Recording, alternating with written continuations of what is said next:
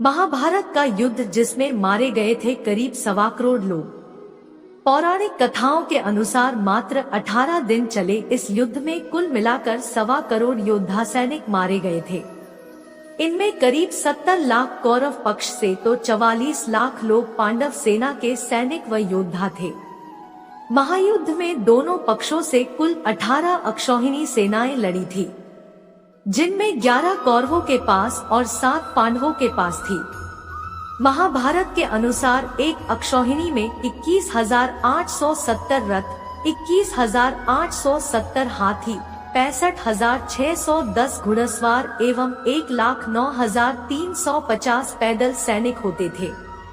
इस तरह देखा जाए तो 18 अक्षौहिणियों में कुल 1,14,16,374 सैनिक योद्धा थे। ये बातें अधिकतर लोग जानते होंगे, लेकिन सोचने वाली बात ये है कि इतने लोगों का पेट भरने के लिए भोजन किसने बनाया होगा, और इस बात का अंदाजा कैसे लगता होगा कि युद्ध से कितने सैनिक वापस लौटेंगे और कितना भोजन बनाया जाए जो न व्यर्थ हो न कम पड़े। सोचने पर यह सवाल आपका सिर चकरा देगा, लेकिन जिसने महाभारत में भोजन का प्रबंधन संभाला उसके लिए ये बहुत आसान था। इतने बड़े और कठिन दायित्व का बीड़ा उठाने वाले थे उडुपी के नरेश। वह महाभारत के ऐसे योद्धा थे जिन्होंने युद्ध में लोगों के प्राण नहीं लिए बल्कि उनकी भूख मिटाई। महाभारत को हम सही मायने में विश्व का प्रथम विश्व युद्ध कह सकते हैं, क्योंकि शायद ही कोई ऐसा राज्य था जिसने इस युद्ध में भाग नहीं लिया। आर्यावर्त के समस्त राजा या तो कौरव अथवा पांडव के पक्ष में खड़े दिख रहे थे। श्री बलराम और रुक्मी ये दो ही व्यक्ति ऐसे थे जिन्होंने इस युद्ध में भाग नहीं लिया। कम से कम हम सभी तो यही जानते हैं। किंतु एक और राज्य ऐसा था जो युद्ध क्षेत्र में होते हुए भी युद्ध से विरत था। वो था दक्षिण के उडुपी का राज्य। जब उडुपी के राजा अपनी सेना सहित कुरुक्षेत्र पहुंचे तो कौरव और पांडव दोनों उन्हें अपनी ओर मिलाने का प्रयत्न करने लगे। उडुपी के राजा अत्यंत दूरदर्शी थे।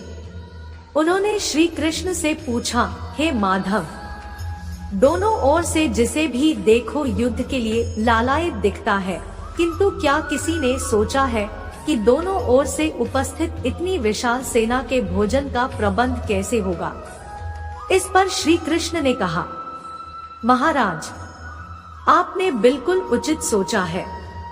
आपके इस बात को छेड़ने पर मुझे प्रतीत होता है कि आपके पास इसकी कोई योजना है। अगर ऐसा है तो कृपया बताएं। इस पर उडुपी नरेश ने कहा, हे वासुदेव, ये सत्य है।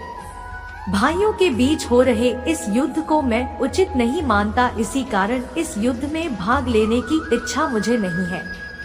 किंतु ये युद्ध अब टाला नहीं जा सकता, इसी कारण मेरी ये इच्छा है कि मैं अपनी पूरी सेना के साथ यहाँ उपस्थित समस्त सेना के भोजन का प्रबंध करूँ। इस पर श्री कृष्ण ने हर्षित होते हुए कहा, महाराज, आपका विचार अति उत्तम है। इस युद्ध में लगभग 50 लाख योद्धा भाग लेंगे, और अगर आप जैसे कुशल राजा उनके भोजन के प्रबंधन को देखेगा तो हम उस ओर से निश्चिंत ही रहेंगे। वैसे भी मुझे पता है कि सागर जितनी इस विशाल सेना के भोजन प्रबंधन करना आपके और भीमसेन के अतिरिक्त और किसी के लिए भी संभव नहीं है। भीमसेन इस युद्ध से विरत हो नहीं सकते। मेरी आपसे प्रार्थना है कि आप अपनी सेना सहित दोनों ओर की सेना के भोजन का भार संभालिए। इस प्रकार उडुपी के महाराज ने सेना के भोजन का प्रभार संभाला। पहले दिन उन्होंने उपस्थित सभी योद्धाओं के लिए भोजन का प्रबंध किया।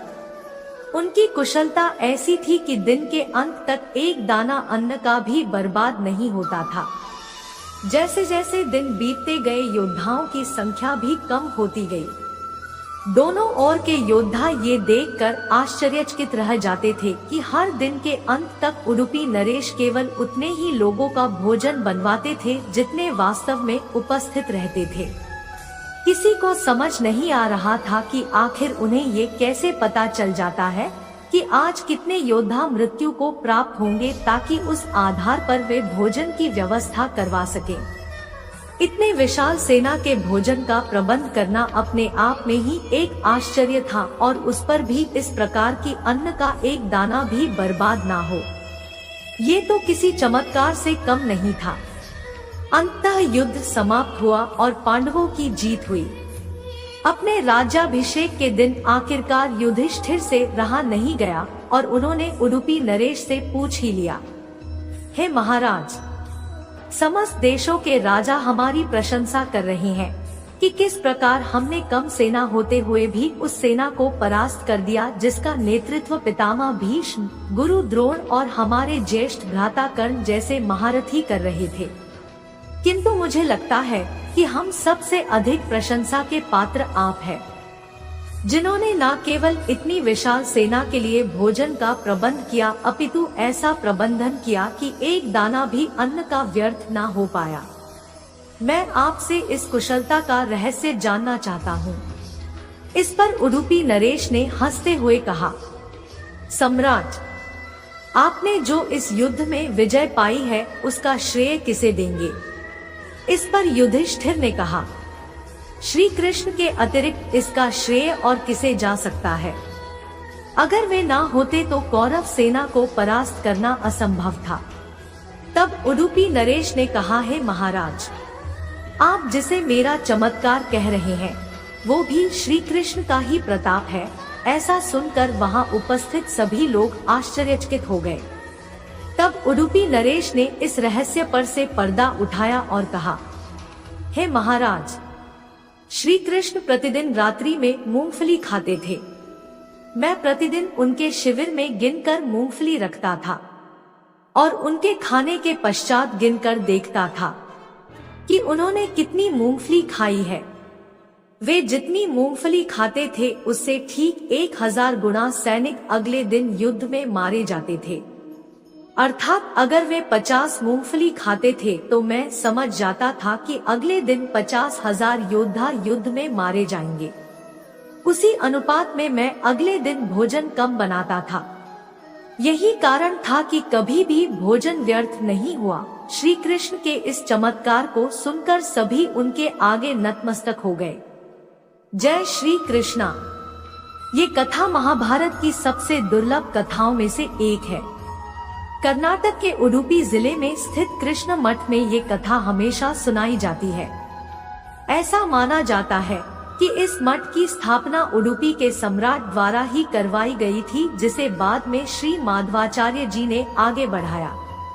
भारत का प्राचीन इतिहास पुरातत्व साक्ष्यों के अनुसार 5000 साल पुराना है और अगर विशेष प्रयासों को समझ जाएं तो कम से कम 12,000 साल पुराना है।